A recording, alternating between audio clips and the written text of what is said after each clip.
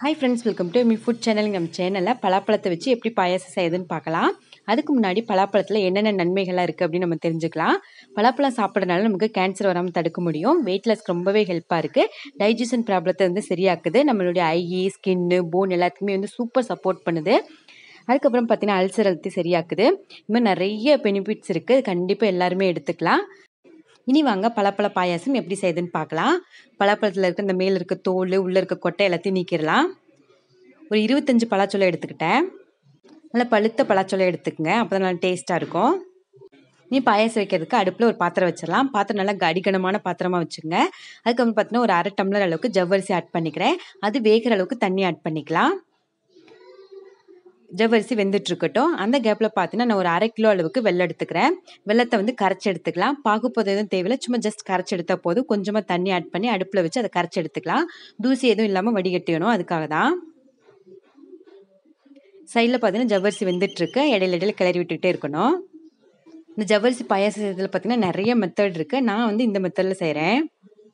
அதுக்கப்புறம் பார்த்தீங்கன்னா ஒரு பெரிய மூடி 1/2 மூடி அளவுக்கு தேங்காய் எடுத்துட்டு இது மாதிரி சின்னதாக கட் பண்ணிவிட்டு தேங்காய் பால் எடுத்துக்கலாம். ஃபஸ்ட்டு தேங்காய் பால் எடுத்துட்டு அதுக்கப்புறம் பார்த்தீங்கன்னா மறுபடியும் கொஞ்சம் தண்ணி ஆட் பண்ணி அரைச்சி 2ஆம் தேங்காய் பால் எடுத்துக்கலாம். ஃபஸ்ட்டு எடுக்கிறது திக்காக இருக்கும். செகண்ட் எடுக்கிறது பார்த்தீங்கன்னா கொஞ்சம் தண்ணியாட்டம் இருக்கும்.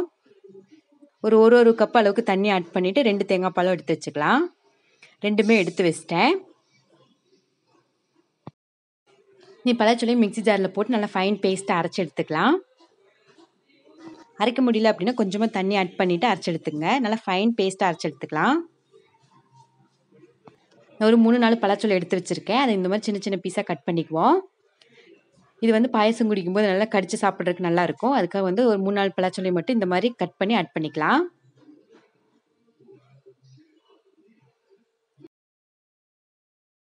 ஜவ்வரிசி நல்லா வெந்துருச்சு. நம்ம பழப்பழத்தை ஆட் பண்ணிக்கலாம்.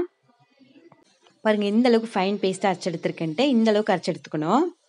பலாப்பழ பேஸ்ட் ஆட் பண்ணிவிட்டு அதுக்கப்புறம் தேவையான அளவுக்கு தண்ணி ஆட் பண்ணிங்க. தண்ணி ரொம்ப ஆட் பண்ண வேண்டாம், கொஞ்சமாக மட்டும் ஆட் பண்ணிங்கன்னா போதும். ஒவ்வொருத்தரும் பார்த்தீங்கன்னா ஒவ்வொரு மெத்தடில் செய்வாங்க. ஒரு சிலர் பார்த்தீங்கன்னா ஜவ்வரிசி தனியாக வேக வச்சுட்டு நெய்யில் இந்த பலாப்பழத்தை நல்லா வதக்குவாங்க. ஒரு 4-5 நிமிஷத்துக்கு நல்லா வதக்கிட்டு அதுக்கப்புறம் ஜவ்வரிசிலாம் ஆட் பண்ணி சர்க்கரையெல்லாம் ஆட் பண்ணுவாங்க. நான் பார்த்தீங்கன்னா எல்லாத்தையும் ஒன்றா ஆட் பண்ணிட்டேன். இந்த சின்ன சின்ன பீஸ் இதுக்கு பார்த்தீங்கன்னா அதுவும் ஆட் பண்ணிவிட்டு ஒரு 4-5 நிமிஷத்துக்கு பார்த்தீங்கன்னா நல்லா வேக வச்சுக்கிட்டேன். அதோடைய வெந்து அதோடைய பச்சை சுமெல்லாம் போகட்டும். அந்த கேப்பில் பார்த்தீங்கன்னா ஒரு 4-5 ஏலக்காயை தட்டி பொடி பண்ணி வச்சுக்குவோம். பார்த்தீங்கன்னாவே தெரியும் ஜாக்ஃப்ரூட் நல்லா வெந்துருச்சு. அந்த சின்ன சின்ன பீஸாக போட்டோம் பார்த்தீங்களா, அதை கடிச்சு பார்த்தீங்கன்னாவே தெரியும் நல்லா வெந்தது. அதுக்கப்புறம் பார்த்தீங்கன்னா நம்ம கரைச்சி வச்சிருக்கிற வெள்ளைப்பாக ஆட் பண்ணிடலாம். தூசிலாம் இருக்குது அப்படிங்கிறதுக்காக தண்ணியில் கரைச்சி ஆட் பண்ணுறோம். இதெல்லாத்தையும் நல்லா மிக்ஸ் பண்ணி விட்டுறலாம். வெள்ளத்தை ஆட் பண்ணதுக்கப்புறம் பார்த்தீங்கன்னா ஒரு 4-5 நிமிஷத்துக்கு அப்படியே நல்லா மிக்ஸ் பண்ணி விட்டு கொதிக்க விடலாம்.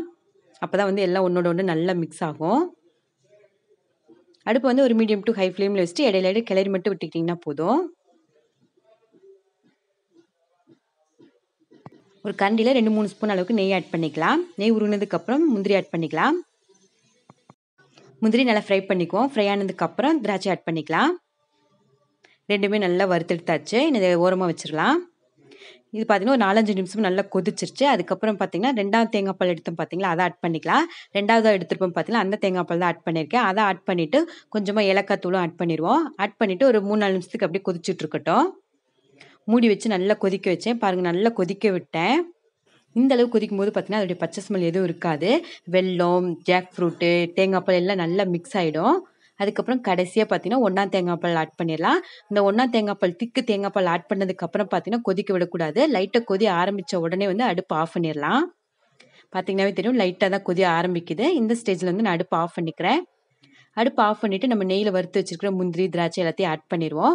அவ்வளோதான் ஃப்ரெண்ட்ஸ், சூப்பரான பலாப்பழம் பாயாசம் ரெடி ஆயிடுச்சு. நீங்களும் இதே மெத்தடில் ட்ரை பண்ணி பாருங்கள். உண்மையாலுமே ரொம்ப எம்மியாக இருக்கும். ஓகே ஃப்ரெண்ட்ஸ், பாய், தேங்க்யூ.